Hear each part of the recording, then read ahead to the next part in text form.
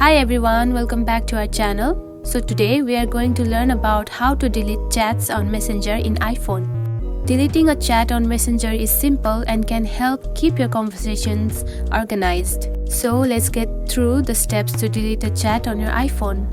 First, find the Messenger app on your home screen and click on it. Now you are on the Messenger app. Find the chat you want to delete. You can either scroll down or search it on the search bar. After you locate the chat on the Messenger app, now simply slide the chat to your left. Now you can see there is the more option.